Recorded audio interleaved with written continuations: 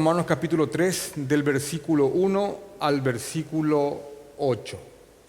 Y antes de ir leyendo con ustedes, esto es sumamente importante que tenga un contexto bien claro para entender a quiénes se está refiriendo el apóstol Pablo cuando leamos y desmenucemos básicamente en 4 puntos capítulo 3, versículo 1 al versículo 8. Es uno de esos textos que, les repito, tiene que ser muy bien entendido en su contexto para que tenga sentido y para que después podamos traerlo aquí, ahora, a nosotros y encontrar una aplicación que nos sirva como cristianos. Así que alevosamente no voy ahora a leer, alevosamente pensado, no voy ahora a leer con ustedes el texto, porque en verdad complica, en serio complica. Y quiero introducirles en esto para que entiendan a quiénes se refiere Pablo aquí. La prédica pasada se trató acerca del fanático religioso, del religioso. Yo sé que simple y llanamente ir a buscar en el diccionario la palabra religioso o religión, y si uno lo leyera ahí, parecería que no es una cosa mala. Porque cuando uno busca la palabra simple y llana del DRAE, religión o religioso, se refiere básicamente a una persona que practica ciertos actos que son consecuentes con la adoración a un Dios, religión. Y el religioso es el que practica esas cosas. De hecho, que bajo esa definición tan sencilla, algunos pueden decir yo soy religioso o él es religioso. Inclusive cuando se piden visas para algunos países, está la famosa visa religiosa. Y si uno dice, no, yo no soy religioso, esa visa no me corresponde. Pongan visa creyente verdadero, no existe. Así que se entiende. Pero cuando hablamos del religioso bíblico, fanático, legalista, hipócrita, al que la Biblia se refiere, sí se entiende bien cuando uno dice un religioso. ¿Me van siguiendo, verdad? Así que yo quiero decirles esto porque el contexto de Romanos capítulo 2 y el inicio de Romanos capítulo 3 se refiere a esa persona, a ese judío religioso, que por supuesto también podemos hablar de un cristiano religioso, fanático, ritualista, que no involucra su alma con lo que hace, aunque lo que hace inclusive esté ajustada a la palabra del Señor. Es eso. Y después voy a explicarles algo más para que tenga sentido, para que sea mejor entendido. Así que este religioso, que también puede ser muy fervoroso, por supuesto, está en muchas partes de la palabra, en muchas partes. Y quiero mostrarles unos versos del Nuevo Testamento, una porción del Sermón del Monte, y también quiero mostrarles 2 versos en el Antiguo Testamento, 2 textos en el Antiguo Testamento para que ustedes comprendan esto. Cuando Jesús pronuncia, probablemente uno de los sermones más nombrados y pronunciados para que el cristiano viva una vida verdadera, pronunció un sermón que se conoce como el Sermón del Monte. El Sermón del Monte abarca entre Mateo capítulo 5 y Mateo capítulo 8. Es todo lo que se dice entre tanto subió al monte y bajó del monte. Es el Sermón del Monte. Y en este sermón, Jesús habla acerca de esa persona, que inclusive puede ser muy aparentemente piadosa por fuera, pero por dentro se está pudriendo.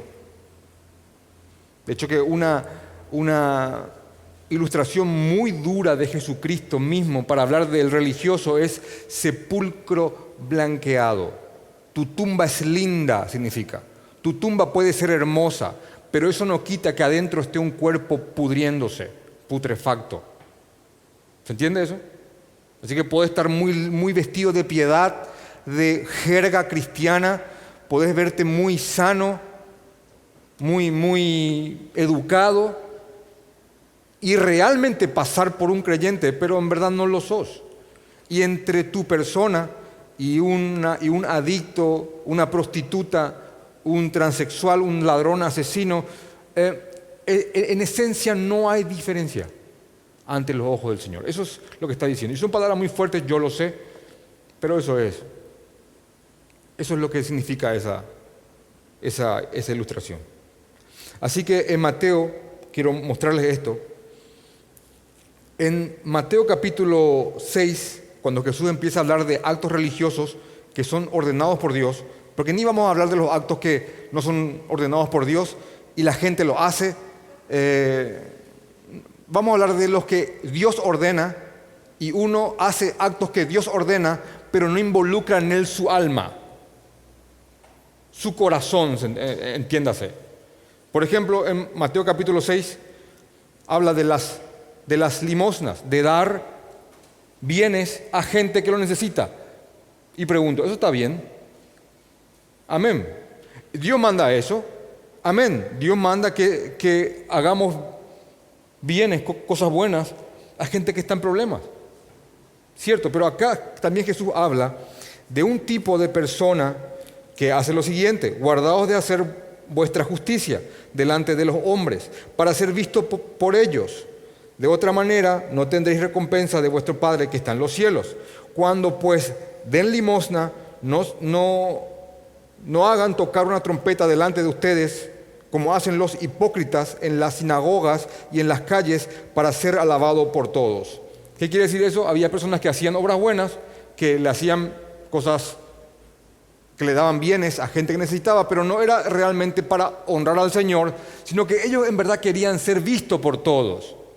Aquí estoy, dándole a los niños comida y chocolate en la plaza. No le importa en verdad que Dios diga bien, sino que todo el mundo haga, qué buen tipo.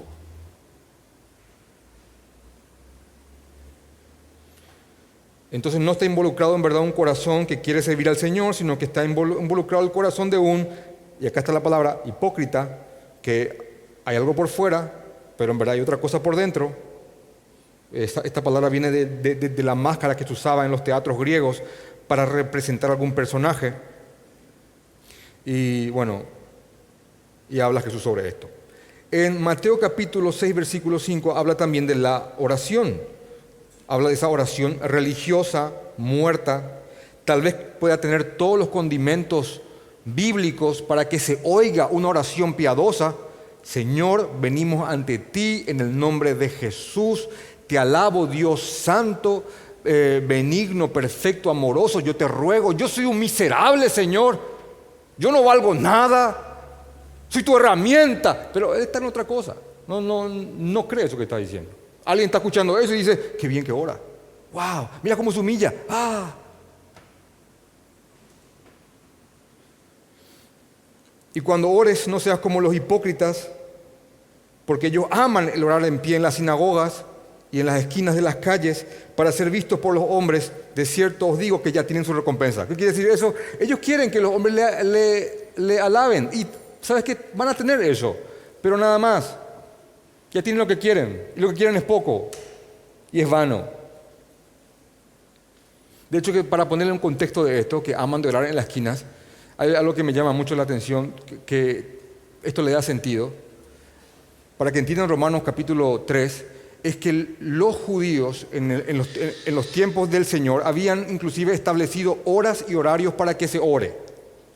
Entonces algunos judíos muy religiosos calculaban más o menos para que esos días y esas horas de oración les tomen en lugares públicos para que ellos tengan que arrodillarse ahí donde cualquiera estaba y les podía ver y que todo el mundo diga, wow, qué piadoso que es. Así que supongamos que la religión establecía, por supuesto mandamiento total de hombre, el judaísmo establecía que se ore un jueves a las 3 de la tarde. Entonces yo calculaba, 2:20 llego al shopping. 2:40 40 estoy en el ascensor, 2:45 y así me agarra a las 3 de la tarde en el medio del patio de comidas y yo miro mi reloj, hago que me sorprendo y me tiro a orar en el suelo. ¿Entienden la ilustración? Ellos hacían eso. Trataba de que les tome, de que les cache la hora de oración en lugares públicos para que ellos puedan ser vistos por todos mientras oran. Lo mismo también hacían con los ayunos. Mateo capítulo 6, versículo 16, cuando ayunes, no seas austero como los hipócritas, porque ellos demudan sus rostros para mostrar a los hombres que ayunan. De cierto, yo les digo que ya tienen su recompensa. Una vez más, ¿cuál es esa recompensa? La simple alabanza de los hombres. Así que estos ayunaban, venían todos descompensados. ¿Qué te pasa? No, ¿qué te pasa? Estoy ayunando hace 3 días. Porque ellos querían eso. Entonces, básicamente el religioso, si tu hijo te lo pregunta, ¿qué es eso, papá, del religioso nada más? Es aquel que inclusive puede estar haciendo actos que Dios mandó en el cual no esté involucrado su corazón, lo que Él es.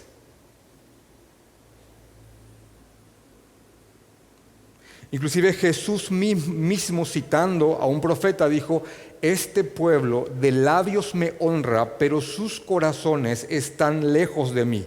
Mejor explicado imposible.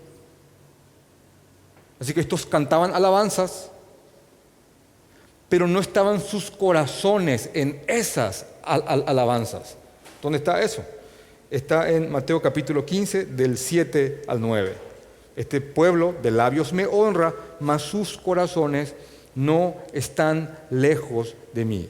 Así que alguien puede hacer eso con una ofrenda a un necesitado, uno puede hacer eso con una ofrenda para la obra del Señor, uno puede hacer eso con la oración, con el ayuno, con lo que sea.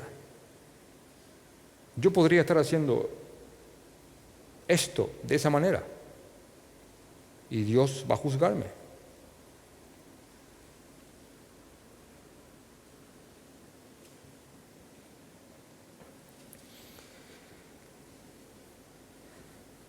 Hay un libro para mí terrible en cuanto a esto, que está en Amós, un texto que está en el libro del profeta Amós,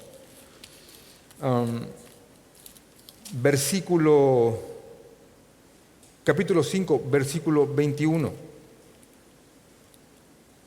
El pueblo de Israel guardaba todos los mandamientos del Señor y practicaba todos los ritos levíticos que el Señor había ordenado que ellos practiquen. Pero ellos, aun cumpliendo toda la forma, toda la solemnidad y el formalismo de todos los actos, eran personas perversas que en verdad no tenían al Señor en sus corazones. Entonces Dios, Jehová, les dice a ellos, a través del profeta Amós, lo siguiente. Dice 5:21. Aborrecí vuestras solemnidades. Solemnidad es todo el aparataje de un acto. Yo aborrecí todo lo que ustedes estaban haciendo. Por más que lo están haciendo conforme a mi forma, les está diciendo. Yo aborrecí vuestras solemnidades y no me complaceré en sus asambleas. ¿Saben de dónde viene la palabra iglesia? Viene de la palabra eclesia, que es asamblea de los llamados. No me gusta. Yo aborrezco sus asambleas. Yo aborrezco sus solemnidades, aunque estén de acuerdo a mi forma. Y mirad lo que dice el 22. Y si me ofreciereis vuestros holocaustos y vuestras ofrendas, no los recibiré. Y miraré a las ofrendas de paz de vuestros animales, y ni miraré a las ofrendas de paz de vuestros animales engordados. 23. Quiten de mí la multitud de sus cantares, pues no escucharé las salmodias que ustedes me cantan. Así que un religioso que no involucra su corazón en lo que hace, puede abrir el Salmo 51 y ponerle ritmo y música. Ahora, un error muy grave de esto es decir, cierto, ahí están los religiosos, y pensar en personas acorbatadas, en iglesias acartonadas. También existe el religioso New Age, el religioso pop, que hace conciertos con luces y humo, y están ahí haciendo show, y tampoco está involucrado el Señor en eso, porque hay una polarización muy tonta de que es un religioso y que no. Predicador con corbata, religioso; predicador con jeans rotos, no es religioso. Y dicen, los religiosos, y viene así el hombre ahí todo hippie ahí predicando muy... Mira más allá de eso, te estoy mostrando lo que en verdad es un religioso fanático muerto, un sepulcro blanqueado. Es esto, que inclusive hasta puede cumplir todas las formas del Señor, pero si no está involucrado en eso, en vano me honran. Jesús citó a un profeta inclusive para que se entienda esto. Así que para que entiendas bien qué es lo que Dios quiere, Malaquías capítulo 6 dice, versículo 6, ¿con qué voy a presentarme delante de Jehová? Y adoraré al Dios Altísimo. Y es una pregunta del profeta, me presentaré ante Él con holocausto, con becerro de un año. Él mandó los holocaustos de los becerros de un año, pero Él dice, voy a presentarme con eso. ¿Es eso lo que Dios quiere? Dios quiere la forma nada más. A eso se refiere. Voy a venir con ese becerro que está en el Levítico, de un año, que está en el Levítico, a quemarlo, que está en el Levítico, que está bien encuadradito. Voy a venir con eso. ¿Eso es lo que Jehová quiere? Eso pregunta el profeta. Y dice en el versículo 7, se agradará Jehová de millares de carneros y de 10,000 arroyos de aceite. Dios quiere eso. Dios quiere que venga a ofrendar en una iglesia 1,000 millones y Jehová va a decir, Dios dio 1,000 millones, bendito seas.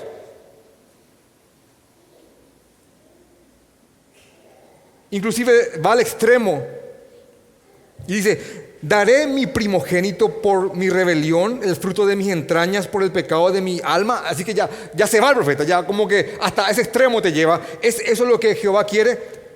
Y pone, hombre,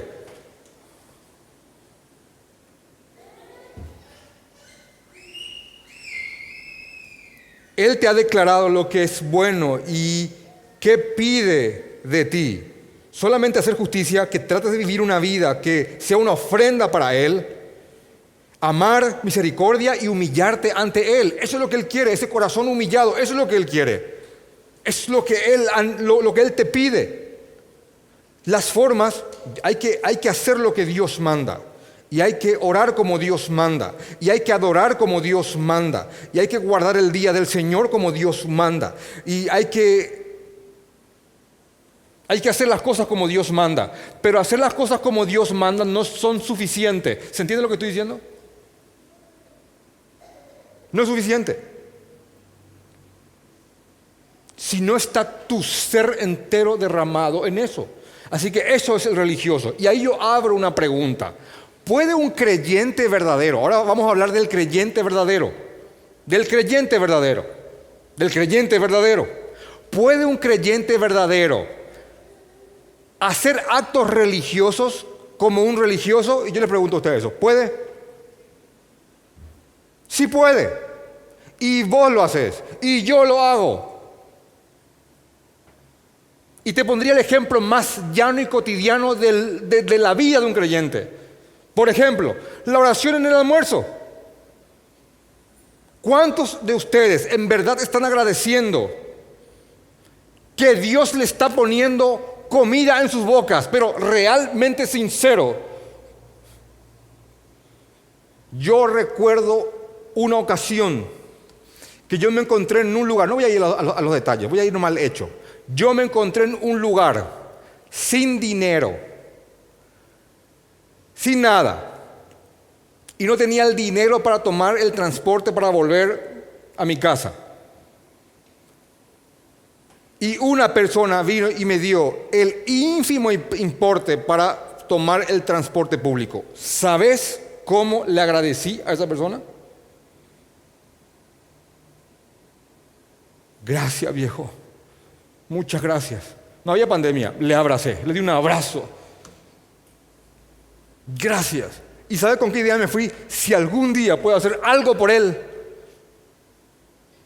voy a hacerlo. Aunque involucre mucho más en costo de lo que él me dio.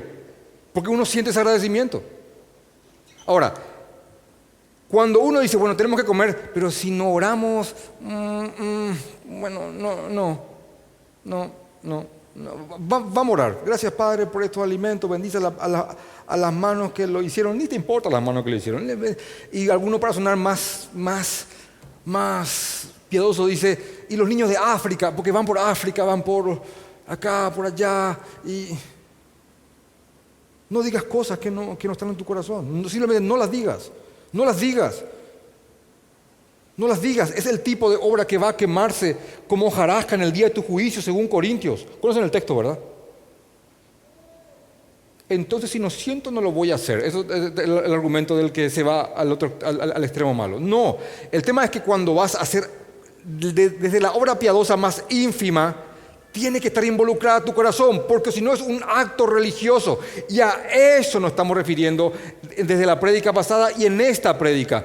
Porque el que va a argumentar en Romanos 3 es el religioso.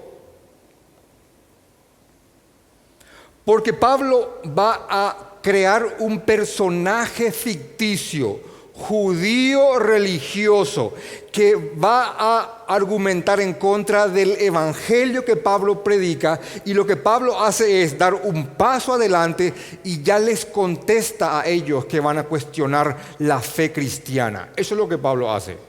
Y me gusta mucho cómo lo dice Sugel Michelén, también me gusta mucho cómo lo dice John MacArthur, que están de acuerdo en este punto, es que dicen lo siguiente: Pablo va a discutir con Pablo en Romanos capítulo 3 del 1 al 8. Imagínense, Pablo va a discutir consigo mismo.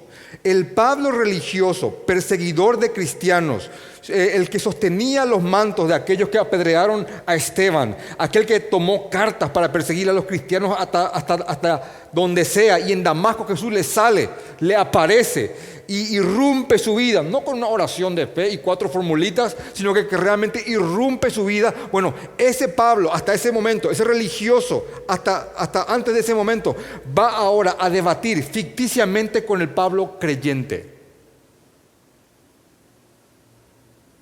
Así que ese fariseo de las oraciones falsas, de las limonas hipócritas, del ayuno hipócrita, ese fariseo sepulcro blanqueado, ese fariseo, ese religioso que está siendo exhortado en Amós, ese representado en la persona de Pablo, porque Pablo sí que era judío. Y cuando en Paraguay decimos dos veces una palabra, es porque es muy. Él era judío. Hebreo de hebreos, fariseo, apartado para la ley, instruido por los más grandes rabinos. El nieto de Gilel, Gamaliel, era su maestro. Él era la representación viva del orgullo judío, del guardián de la ley, de ese que miraba con desprecio al gentil no judío. Así que creo que Dios no pudo haber elegido a alguien mejor de todos los apóstoles para meter esta objeción. Y lo que vamos a hacer ahora es, vamos a mirar las objeciones del Pablo judío, ficticio, y vamos a entender esto en el contexto judaico, y vamos a traer unas aplicaciones para nosotros hoy día como creyentes. Básicamente eso es lo que vamos a hacer. Y todo lo que dije hasta ahora, créanme que era necesario para que se entienda el capítulo 3 del 1 al 8, porque si no íbamos a estar leyendo cosas que, ¿qué es eso?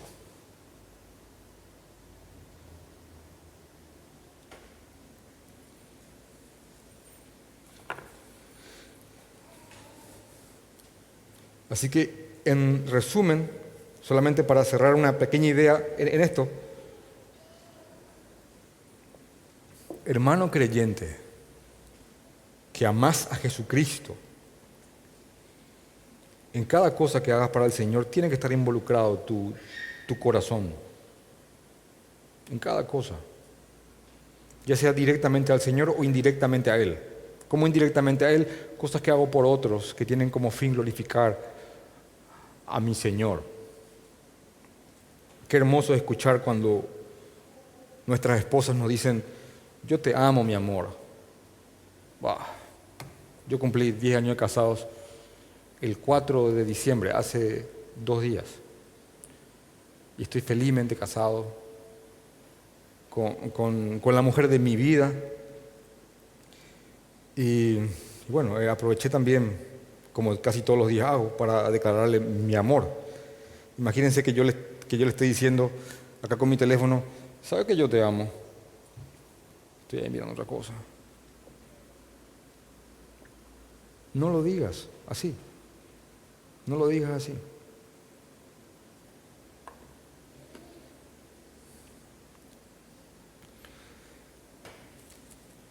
Así que van a ver acá argumentos del judío religioso que no quiere enfocarse en lo que Pablo está explicando. La idea central del libro de Romanos es lo siguiente.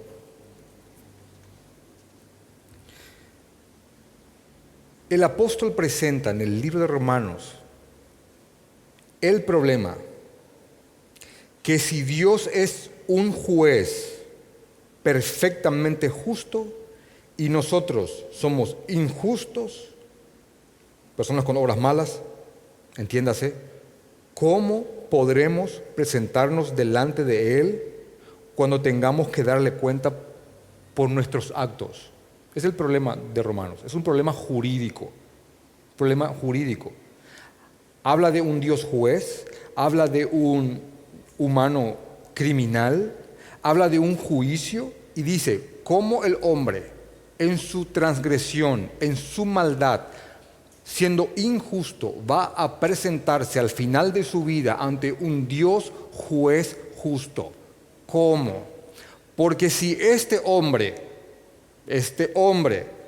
con deudas por su maldad, por su mentira, por sus engaños, desde lo más grande hasta lo más pequeño, ¿cómo este hombre, ante un Dios justo, va a poder ser perdonado?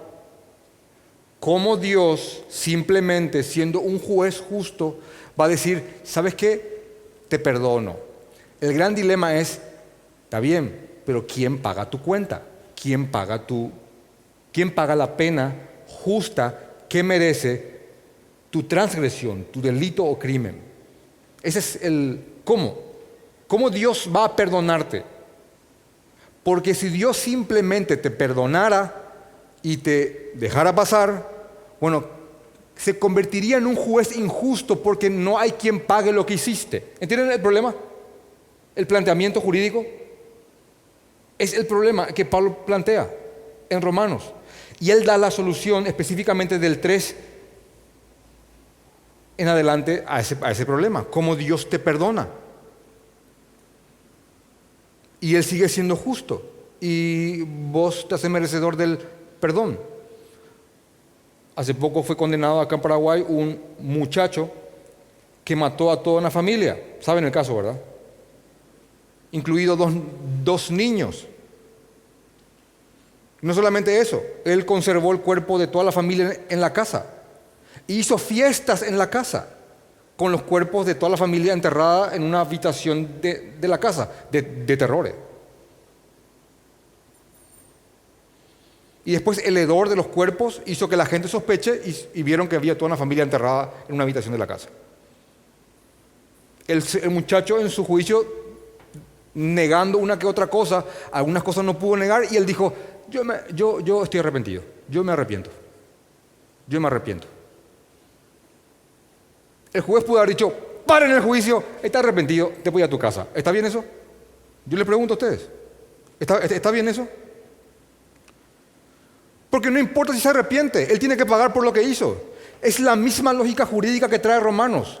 Dios es un juez justo.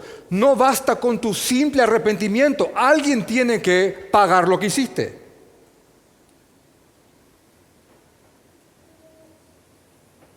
Es el dilema jurídico que plantea Pablo en Romanos.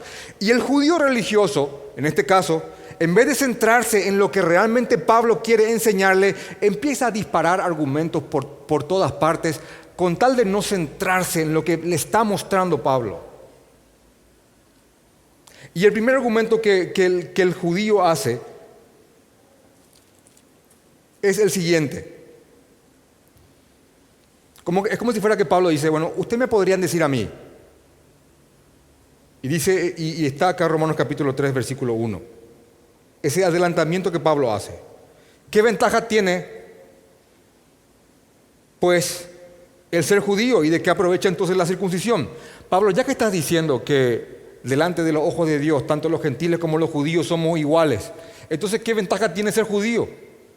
Si yo voy a ser condenado, inclusive siendo judío, porque había muchos judíos que pensaban que por el simple hecho de venir de Abraham y de ser judíos, ya eran salvos, por cumplir todas las formas y las reglas, y por estudiar inclusive la Torá, ya eran salvos, le dice el Señor, no, así no es. Entonces, como Pablo dice en Romanos capítulo 2, versículo 28, pues el judío es el que pues no es judío el que lo es exteriormente, sino el que tiene la circuncisión interior. Eso es lo que está diciendo acá Pablo en el 2.28 para resumir. Así que viene un judío y le dice, bueno Pablo, yo creo que vos estás atacando al pueblo de Dios. Entonces yo te pregunto, Pablo, ¿qué ventaja tiene entonces ser judío si al fin y al cabo somos iguales? ¿Y de qué aprovecha la circuncisión? Y Pablo le contesta en el versículo 2 a ese personaje ficticio, a eso que Pablo era antes, en el versículo 2, y le contesta lo siguiente. El ser judío, en cuanto a su ventaja, tiene mucho. Versículo 2, mucho. En todas maneras. Primero, ciertamente, les ha sido confiada la palabra de Dios. Dios eligió un pueblo para que este pueblo le representara y para que sean una nación sacerdotal para con el mundo. Eso es lo que Pablo les está diciendo aquí a ellos. Así que, ¿qué ventaja tiene ser judío? Tiene mucha ventaja, porque a ustedes les fue conferida la palabra del Señor. Pero miren el error que cometió el judío en ese momento. Era un privilegio el ser parte del pueblo de Dios. Y el judío religioso, que solamente era judío exteriormente y no lo era interiormente, exaltó más las ventajas de ser del pueblo de Dios que las responsabilidades que conllevan el ser del pueblo de Dios. ¿Se entiende eso? Yo tengo una ventaja, me fue dada la ley. Pero también tengo una responsabilidad, yo tengo que ministrar esa ley que me fue dada. Entonces, el motivo que le daba la ventaja al judío es lo que él tomó para verse por encima de aquellos que no tenían esa ventaja. No está complicado, ¿verdad?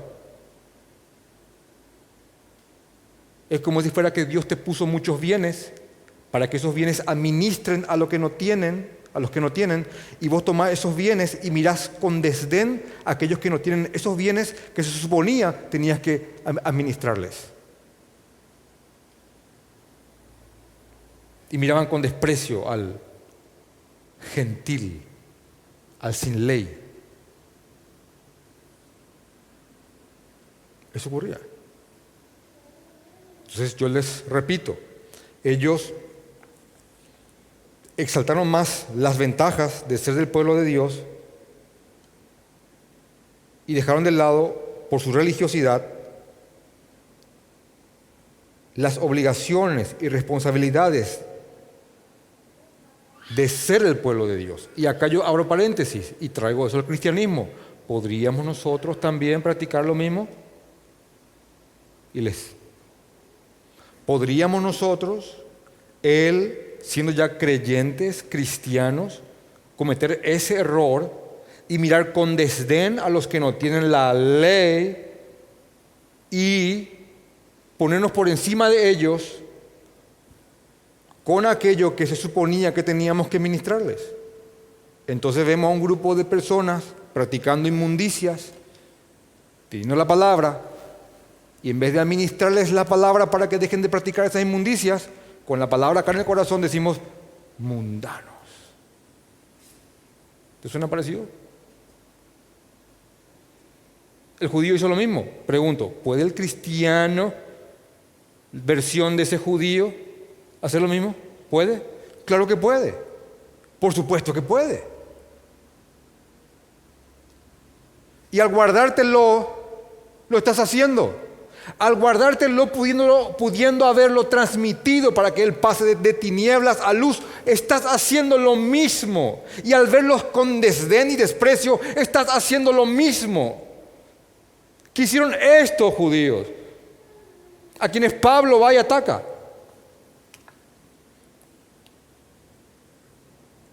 Y estos judíos, repito, en vez de concentrarse en lo que Pablo les está explicando, que como un pecador, ya sea judío o gentil, va a presentarse delante de un Dios justo, porque el resumen de todo el capítulo 3 prácticamente se centra en cuanto a la condenación en el versículo 9, que vamos a estudiar el próximo domingo. Básicamente es esto. ¿Qué pues? Entonces, como sea, más o menos. ¿Qué pues? ¿Somos nosotros mejores que ellos? Pablo escribe como judío. En ninguna manera, pues ya hemos acusado a judíos y a gentiles, y todos están bajo pecado. Tanto judíos como gentiles tienen que arrepentirse delante del Señor. Judíos no somos mejores que ellos. De hecho, que hay un grado más de condenación en nosotros que en los no judíos, porque a nosotros nos fue dada la ley y sabiendo mucho hemos negado al Señor.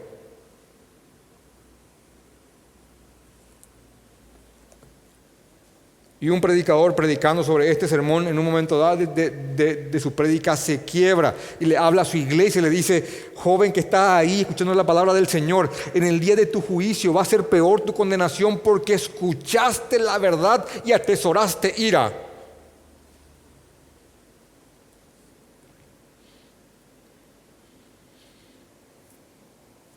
Así que Pablo les dice a esos judíos religiosos, como él lo fue alguna vez, claro que hay ventajas por ser judío. Tenemos la palabra del Señor y esa palabra es una gran ventaja, es un privilegio, pero también conlleva una responsabilidad. Le contesta él a sus paisanos. Ahora, después de eso, Pablo contesta una segunda objeción del religioso judío que está en el versículo 3. Dice: bueno, Pablo, está bien, cierto, tenemos ventaja y tuvimos que haber administrado la palabra, tenés razón, cierto. Ahora, versículo 3. Bueno, ¿qué pues? Si alguno de ellos han sido incrédulos, ¿su incredulidad habrá hecho nula la infidelidad de Dios? Es como si fuera que le dicen: bueno, ahora estás atacando la promesa de Dios, Pablo. Ya atacaste al pueblo de Dios, ahora estás atacando la promesa de Dios. Yo te pregunto, Pablo, si alguno de los judíos fueron infieles a Dios, ¿eso hace que la fidelidad de Dios no se cumpla? Y te lo hago otra vez más sencillo para que lo entiendas. Dios le prometió cosas a su pueblo, sí, y algunos de su pueblo fueron infieles, cierto. Entonces, la infidelidad de su pueblo hace que Dios se lave las manos y diga: ¿sabes qué? Como te portaste mal, no te voy a cumplir lo que te prometí. Y dice Pablo: no. Por más que una parte, por más que algunos hayan sido infieles, Dios siempre será fiel a sus promesas. Y cuando hablamos de que los judíos le negaron a Jesús, conocen esa frase, ¿verdad? Se habla en verdad de una parte del judaísmo, porque no todos los judíos negaron a Jesucristo. De hecho, que los apóstoles eran todos judíos. Todos los conversos que ves en los primeros capítulos del libro de Hechos, prácticamente hasta Hechos capítulo 12, son todos judíos. La negación del judaísmo en cuanto a Jesucristo fue una negación en parte. Por eso dice aquí: pues si algunos, no todos, pues si alguno de ellos han sido incrédulos, su incredulidad habrá hecho nula la fidelidad de Dios. Y dice Pablo: de ninguna manera. Más bien sea Dios veraz y todo hombre mentiroso, como está escrito. Y acá hay algo impresionante, porque Pablo va a citar el Salmo 51, versículo 4, que es lo que David escribió después de confesar su pecado. David pecó terriblemente, Y él escribe un salmo, que es el Salmo 51, que es un salmo de penitencia. Es el salmo que está siendo cantado por un pecador que ha entendido que ha pecado contra Jehová. Jehová, Dios mío, contra ti, solo contra ti he pecado. Y él dice lo siguiente: para que seas justificado en tu palabra, para que tu palabra sea tomada veraz, sea cierta, para que seas justificado en tus palabras y venzas cuando fuera justificado. Hay el lenguaje más sencillo que se entiende mejor esto, pero David dice lo siguiente: que tu palabra es verdad y que cualquiera que te juzgue pierda cuando no encuentre grieta en tu persona, mi Dios. Y es como si fuera que David es un pecador que está admitiendo la justicia de Dios, aunque eso involucre que él se esté condenando a la par a él mismo. Así que dice, Dios es veraz y Dios va a cumplir más allá de la fidelidad o infidelidad de aquellos a quienes Él le prometió. Así que no estamos atacando, dice Pablo, las promesas de Dios. Las promesas de Dios se van a cumplir. Aunque una ramita del árbol llamado judaísmo o llamado pueblo de Dios, aunque una ramita de Dios, del árbol haya sido infiel, porque esa es la figura que se usa más adelante en Romanos, que vamos a llegar de acá a unos meses, porque cuando hablamos de ese olivo injertado, ¿conocen ese verso? Que habla del pueblo de Dios y de que somos como nosotros los no judíos, somos el injerto al pueblo. No es que se cortó el árbol y se injertó un árbol nuevo, una ramita del árbol fue infiel. Y nosotros fuimos injertados en esa ramita para formar parte de tanto los judíos creyentes como de los gentiles creyentes. Pero vamos a ir más adelante en eso.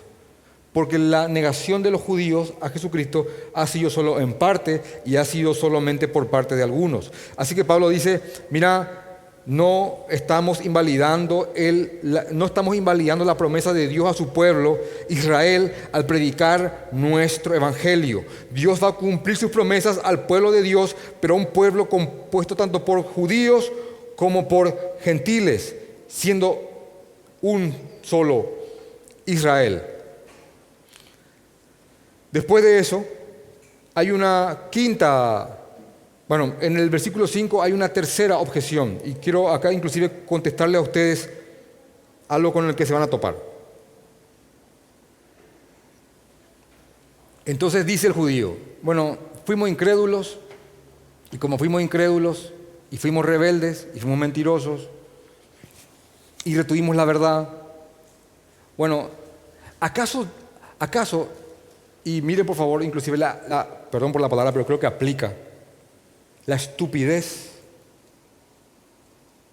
argumentativa de la cual se defiende Pablo en este verso? Y yo te recomiendo que, si te estás durmiendo inclusive ahora, acá te despiertes un ratito. Acá un ratito, después seguí, pero acá un ratito despertate. Acá dice en el versículo 5. Bueno. Y si mi injusticia, y si nuestra injusticia, si nuestras obras malas, para ir bajando el texto, y si nuestras injusticias hacen resaltar la justicia de Dios, ¿qué nos pueden decir? ¿Qué diremos? ¿No será acaso injusto Dios si nos castiga? Dice, si mis obras malas hizo que la justicia de Dios se resalte, ¿por qué me va a castigar si yo le hice un favor a Dios con mis obras malas para que Él quede bien? ¿Entienden eso? Es como si fuera que estás justificando una obra mala pasada porque de alguna forma providencial esa obra mala pasada trajo una obra buena presente. ¿Se entendió otra vez ahí? Entonces el judío dice, hicimos cosas malas, pero lo malo que hicimos hizo que Dios sea glorificado al enmendar lo malo que hicimos. Entonces, ¿por qué Dios va a acusarnos si al fin y al cabo hicimos que Dios quede bien? ¿Verdad que es una estupidez? Perdón, pero ¿verdad que es una estupidez? Y si algunos tienen un lenguaje contemporáneo, está más claro ahí. Pero acá dice, te repito, Pero si por mi mentira, inclusive dice el 7, perdón, voy al 5 otra vez. Y si mi injusticia hace resaltar la justicia de Dios, ¿qué diremos? ¿Será injusto Dios que da castigo? Y yo hablo como un hombre, así que hablo en términos humanos. Y dice Pablo, en ninguna manera. De otro modo, ¿cómo juzgaría Dios al mundo? Entonces el judío dice, bueno, yo soy judío, yo me diste la ley y yo no te representé bien. Pero eso hizo que los gentiles entren. Entonces, al fin y al cabo, no te está glorificando el Señor. Entonces, ¿por qué me vas a castigar? Y le dice Pablo, bueno, si tus obras malas producen cosas buenas y por eso no hay que castigarte, entonces ¿cómo se le va a castigar también al gentil si también las obras malas de los gentiles podrían traer cosas buenas? Yo le pregunto, ¿tienen la apologética pura, presuposicional, espesa que este tipo está usando acá? ¿El razonamiento para contestar la estupidez? Y acá esa pregunta que por ahí tenés en cuanto a la providencia de Dios y la soberanía de Dios y las obras malas que se hacen en torno a la soberanía de Dios, acá está respondida. Obras malas van a hacerse dentro de la soberanía de Dios. Y es más, esas obras malas pueden después producir obras buenas que hagan que Dios se glorifique, pero aún así vas a pagar por esas obras malas.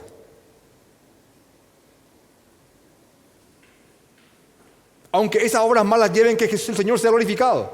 Porque eso es lo que argumenta el judío aquí, ese judío religioso. Bueno. Pablo le dice, en ninguna manera. En ninguna manera.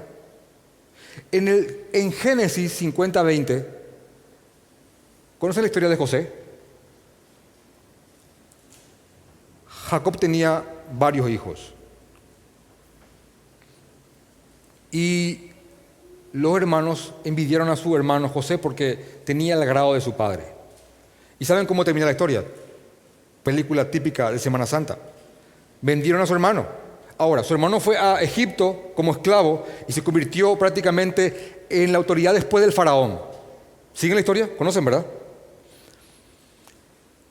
Y fue un hombre que manejó muchos bienes. Y en un tiempo de hambruna, donde no había para comer y la gente se moría, Israel va a Egipto y consigue el alimento que necesita porque ahí estaba José. Pero José fue vendido por sus hermanos, pecaminosamente. Dirían entonces los 11 hermanos, bueno, ahora que pensamos, qué bueno que le vendimos, porque si no le vendíamos, ¿entienden el punto, verdad?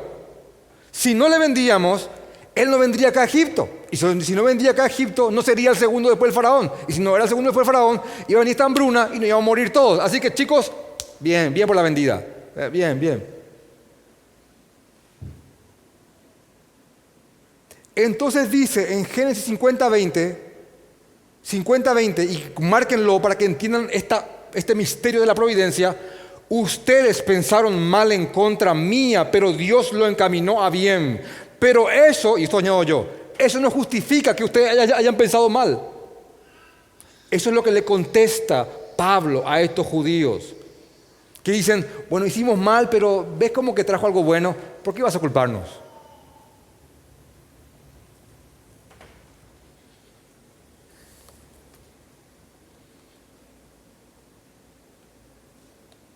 Yo estoy consciente que en este momento podría estar haciéndole una ensalada cerebral a alguno aquí presente. Pero estoy también a la par que le estoy explicando esto, suplicando a Jehová que les ayude a ver la hermosura de su supremo poder y soberanía mientras estamos viendo esto. Entonces Pablo contesta más argumentos judíos religiosos y dice, versículo 7, que prácticamente es una redundancia del versículo 5 y 6, pero si por mi mentira la verdad de Dios abundó para su gloria, ¿por qué aún soy juzgado como pecador? Para que entiendas bien otra vez que están argumentando estos. ¿Y por qué no decir cómo se nos calumnia y cómo algunos cuya condenación es justa afirman que nosotros decimos, hagamos males para que vengan bienes? ¿Y saben qué es lo que me sorprende acá? Y creo que encontré esa sorpresa en todos los comentarios. Que esta última pregunta ya Pablo no la contesta. Porque es como que dice, eso no te voy a responder.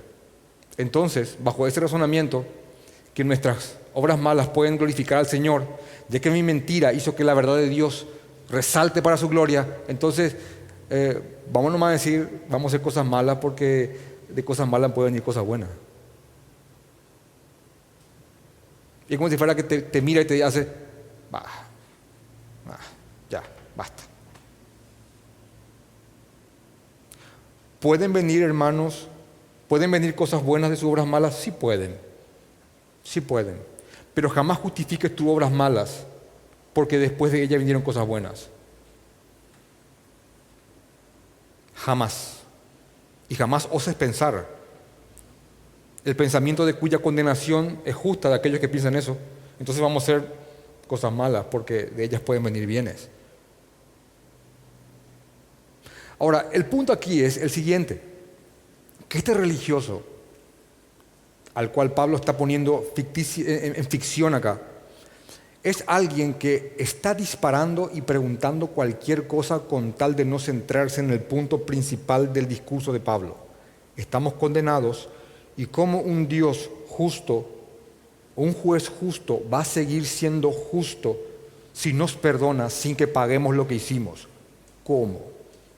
Entonces, en vez de ir a ese punto, que es lo que Pablo quiere explicarles, él dice, bueno, pero él se judío, y esto, y mis obras malas, da la vuelta, y te vas a encontrar con mucha gente así, que vos le estás queriendo explicar el Evangelio, pero él se te va acá, se te va allá, se te va ahí, eso.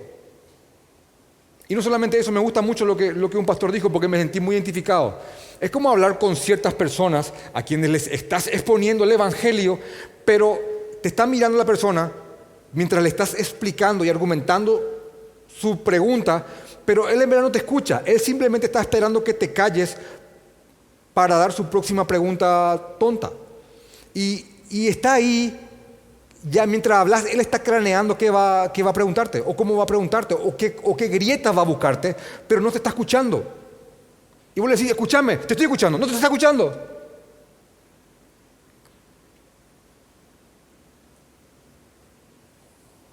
Y está ahí. Y entonces vos le explicas a Jesucristo y él sale, ¿y los dinosaurios?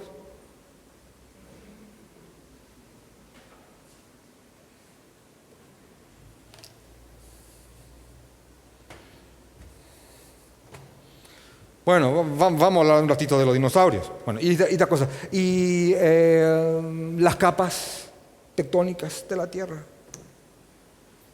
Bueno, y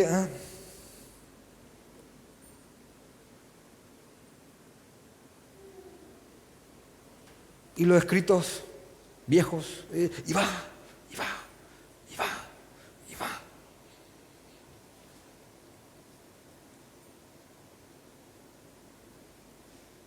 Es a ese al que Pablo te está representando aquí. Y lo que yo quisiera, hermanos, que no vayan es diciendo, es ese judío. No, también hay una versión de ese judío en el cristianismo. De ese que se siente orgulloso por ser de una denominación o iglesia. De aquel que va a lo periférico sin ir a lo central. Eso. De aquel que se jacta y ve con inferioridad por aquello que se le dio para que ministre a aquellos a quienes le está despreciando ahora. Tenemos nuestra versión de eso. Y es más, yo creo que muchos creyentes verdaderos podrían tener comportamientos de esa forma. Y esto está aquí para que no cometamos los mismos errores.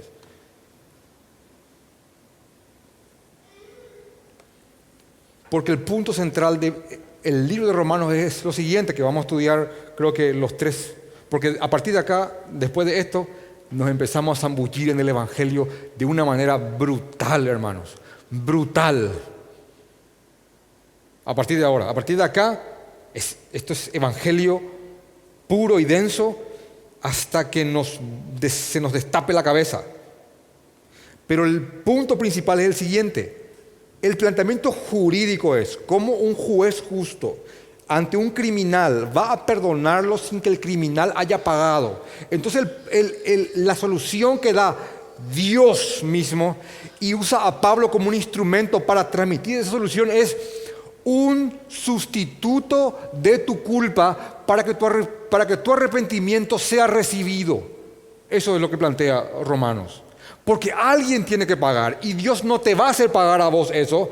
Uno luego porque no tenés con qué, sos un pobre en méritos, pero Él mandó a su Hijo para que ocupe tu lugar bajo ese castigo que merecías, para que tu castigo se deposite en Jesús y tu perdón sea válido y tu arrepentimiento sea recibido. Es como si fuera que en este juicio que le estoy hablando, y hago un caso ficticio insuficiente, pero algo de luz te va a dar. Que mató a esa familia, está ahí en su juicio, están todas las pruebas, acá está el video, todo dan testimonio, y él dice, bueno, y no estamos en Asunción, vamos a suponer que estamos en Texas, pena de muerte, inyección letal, y está ahí la camilla con la inyección letal o la silla para la silla eléctrica, está ahí, o la guillotina, como quieras llamarle, o la cruz. Y en ese juicio es condenado a esta persona, y irrumpe alguien en su juicio y dice, bueno, yo voy a ir a la silla por él. Entonces el juez dice, estás perdonado, pero este va a pagar por lo que hiciste. Cuando estás viendo la cruz, estás viendo eso. Estás viendo a alguien que irrumpió tu juicio innegable, con la culpa innegable, y Jesús irrumpe tu justo juicio por parte de un Dios justo que ama la justicia, y Jesús irrumpe ese juicio y dice, Padre, castígame por ellos. Y Él fue a la cruz a sufrir tu castigo para que tu perdón sea contado y tu arrepentimiento sea válido y puedas irte sin haber pagado, no porque no pagaste, sino que porque otro pagó por tu deuda. Ese es el desenlace jurídico de esto. Y ese es el evangelio que predicamos. Y cuando decimos Jesús murió por mis pecados, esa es la idea que estamos encerrando. Es un desenlace jurídico. Y no es porque estudié derecho que estoy diciendo eso, es eso. Aunque seas repostero, vas a ver eso. Porque eso es. Ese es el mensaje. Eso es lo que salva al judío y al gentil, al religioso, moral y al que está ya en el lugar más profundo del pecado. Es ese mensaje el que salva. No un plan maravilloso para tu vida, no un venía Jesús para que se arreglen todos tus problemas y se vaya el demonio de la deuda. No, nada de eso. Todo lo que te venga como bendición después de eso se llama añadidura, que puede estar o puede no estar, pero el punto es ese. Eso es lo central. Y aquel que ha sido tocado por el Espíritu Santo y se le ha cambiado ese corazón de piedra por uno de carne, no va por la rama, sino que va directamente a eso. Ahí estoy viendo lo que Él me quiere decir, y eso es, y yo me rindo a eso. Es lo que nos pasó a cada uno de nosotros. Así que cuando veas un pseudo intelectual con falsa ciencia, argumentando de aquí para allá, haciendo un esboce de que él es muy intelectual y muy preguntón, lo único que está haciendo con esas muchas preguntas que no se centran en lo que en verdad importa, la responsabilidad del hombre ante un Dios justo, está dando vueltas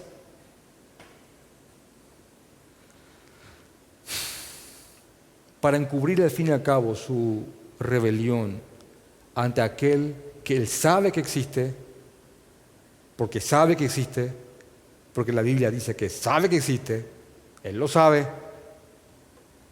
y cada segundo es un granito que cae en ese reloj y que le afirma que va a haber un juicio.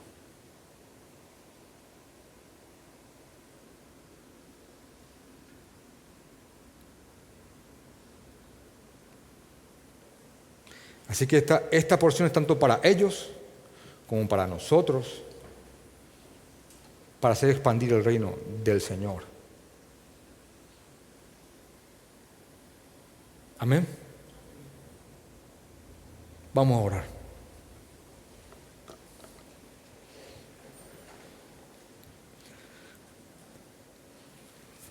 Padre, quiero dirigirme en nombre de mis hermanos, orándote en base a tu evangelio, Señor. Padre, creemos en que eres un Dios de amor, Señor. De un amor que no entendemos, de un amor misterioso. Creemos también que eres santo, Señor, y que eres justo. Y que amas la justicia. Y que jamás dejarías pasar por alto una sola obra mala sin que ésta se pague, porque eres justo, Señor. Ninguna obra mala de ningún hijo tuyo va a quedar sin pagar, Padre. Pero es nuestra tranquilidad y nuestro gozo saber que eso se pagó en la cruz de Cristo. Jesús pagó por mis males, Señor. Ahora, ¿haré males porque Jesús ya pagó? No, Señor. Jamás, Padre. Jamás. Más que nada, Señor, te rogamos que nos ayudes a vivir el resto que nos queda de vida para glorificarte, Señor. Te ruego por eso, Padre. Te suplico, Señor. Yo te ruego, Padre, que nos ayudes a tomar lo que nos diste y a dárselos a aquellos que lo necesitan. Que perezca el pensamiento en nosotros de vernos superiores por sobre aquellos que están en donde estuvimos nosotros. Te ruego, Señor, te suplico, Señor, que no permitas que nos comportemos como religiosos. En esencia no lo somos y nunca más lo vamos a poder ser, Señor. Pero te ruego, Padre, que no nos permitas hacer obras religiosas, Señor. Ayúdanos a honrarte y a glorificarte con todo lo que hagamos. Te amamos, Jesús. Te amamos, Señor. Y creemos en la obra de tu Espíritu Santo. Amén.